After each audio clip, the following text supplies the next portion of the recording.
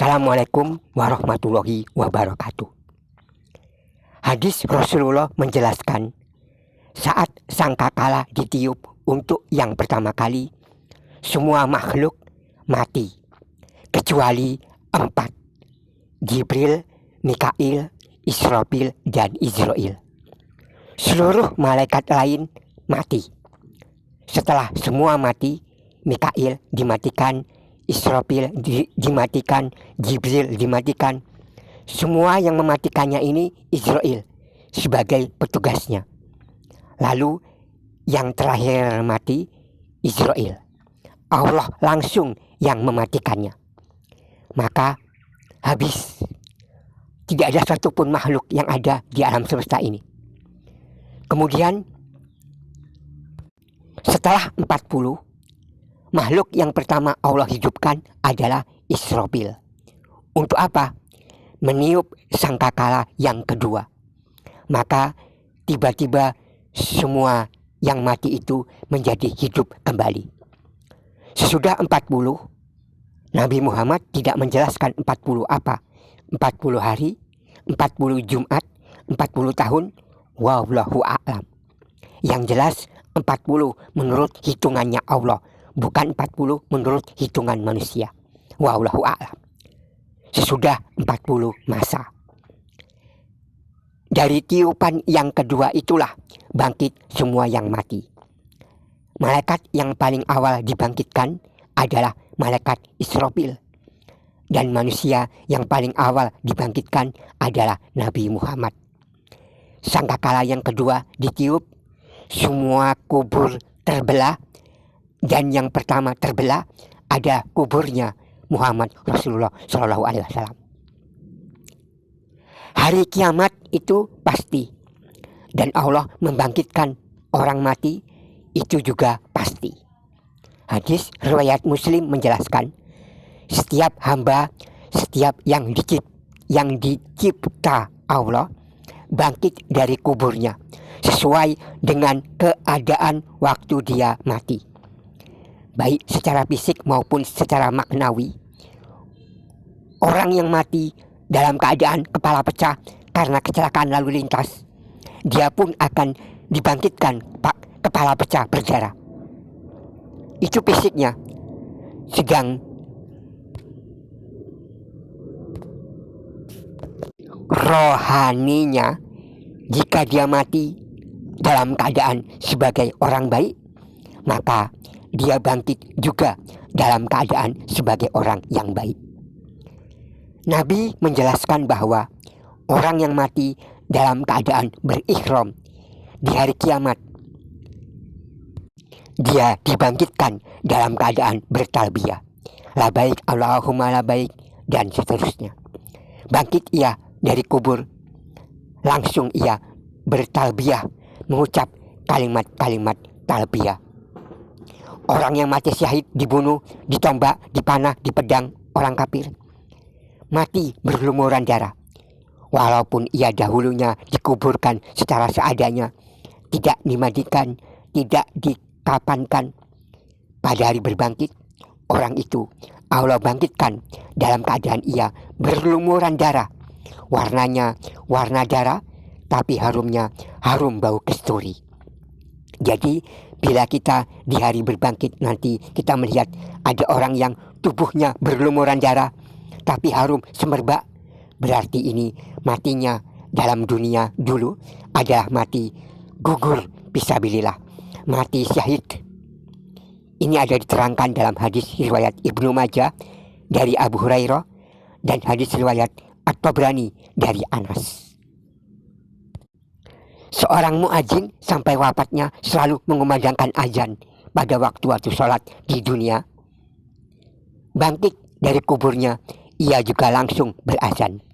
Walau orang tidak tahu siapa orang ini, tapi kita akan langsung tahu, oh, dia ini dulu waktu di dunia adalah seorang muadzin.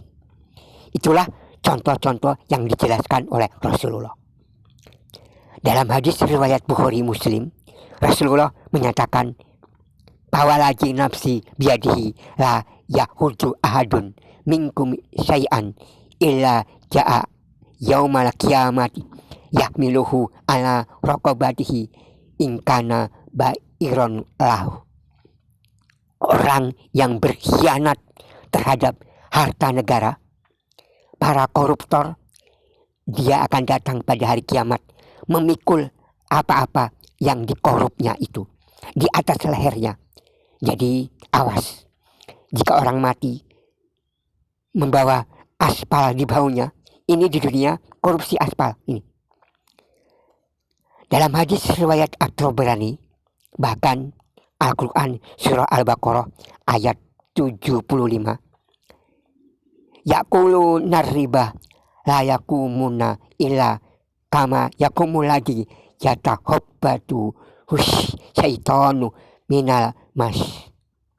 Orang yang memakan riba, bunga uang, renten, ngasih kredit, ambil keuntungan, meminjamkan hutang, bukan buat menolong orang lain, tapi dengan niat ingin dapat untung sekian persen, bangkit pada hari kiamat akan jadi seperti orang gila yang kesurupan, yang bicaranya kacau, dan badannya miring, tidak bisa berdiri tegak.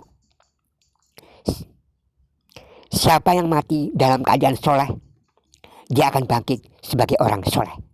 Siapa yang mati dalam keadaan sudah bertaubat, dia akan dibangkitkan sebagai ahli taubat.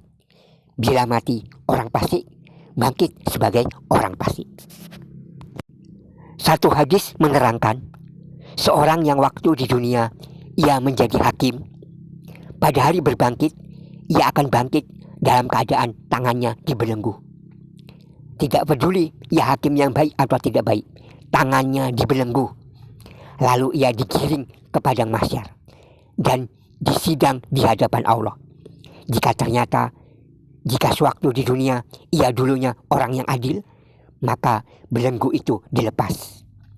Jika dahulunya di dunia ia hakim yang tidak adil, ia dimasukkan ke neraka bersama belenggu-belenggunya.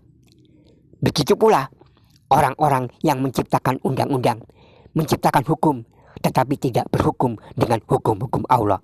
Siap-siap tangannya dipasung. Itulah yang dimaksud Rasulullah, yub'atsu kullu abdin kala lamma ta'alaih. Dibangkitkan setiap hamba yang dia mati atas keadaan itu. Hadis riwayat Muslim. Kalau kita beriman dengan itu semua, iman itulah yang akan mendesak kita untuk mempersiapkan diri menghadapi hari berbangkit itu. Selalu bertobat agar mati dalam keadaan tobat, menjadi orang soleh agar mati dalam keadaan soleh. Rasulullah pernah berdoa, Allahumma ja'al khairu ayyamin yaumaliko. Ya Allah, jadikanlah sebaik-baik hariku adalah hari di waktu aku mati. Yang penting, begitu kita mati, itulah hari terbaik kita. Jadi, memperbaiki diri agar mati dalam keadaan baik, kapanpun itu. Rasulullah bersabda, Jibril telah mengabarkan kepadaku bahwa kalimat La ilaha illallah adalah penjinak orang muslim. Ketika menghadapi mati, jika kita suka bersikir dan dihayati dalam hati La ilaha illallah, mati tidak lagi menjadi sesuatu yang menyeramkan, justru menenangkan. La ilaha illallah itu iman yang menenangkan, teman yang menenangkan, teman yang membuat nyaman di waktu dalam kubur. Keluar dari kubur pun nyaman, yaitu orang yang banyak mengucapkan La ilaha illallah. Bangkit dari kubur, ia mengucapkan La ilaha illallah walhamdulillah. Wajahnya menjadi putih bersih, mengikuti kebersihan hatinya semasa hidupnya dahulu di dunia. Selain La ilaha illallah, persiapan kita di hari berbangkit itu dengan sedekah, terutama sedekah makanan, minuman, dan pakaian. Begitu kita bangkit dari kubur, semuanya, setiap segala sesuatu, kecuali orang-orang tertentu, bangkit dalam keadaan haus, dalam keadaan lapar, dalam keadaan tidak berpakaian, dikeluarkan dari kubur tanpa kain kapan. Rasulullah mengatakan, "Paman adha amalillah ata amahullah."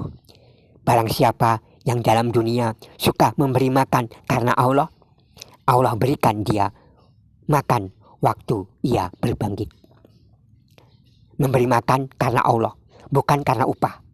Memberi orang makan nasi bungkus karena disuruh majikannya untuk bagi-bagi nasi dan digaji untuk itu, ini tidak termasuk karena Allah. Mengundang orang ke rumah baca Yasin, lalu beri makanan buat yang baca Yasin, itu upah untuk bacaan-bacaan itu. Jika kita sudah mati, sudah dalam kubur, hancur jadi tanah, Allah sanggup membangkitkannya lagi, utuh jasad-jasadnya semua, apalagi memberi kita nasi. Setelah kita keluar dari kubur, bangkit dari kubur, Allah yang membangkitkan, Allah yang memberi makanan supaya tidak lapar seperti orang lain yang lapar. Apa susahnya bagi Allah melakukan itu semua? Sebagai balasan atas kebiasaan kita sendiri. Balasan atas kebiasaan kita sendiri sewaktu masih hidup di dunia. Terbiasa baik dengan niat karena Allah. Paman sakolillah sakohullah.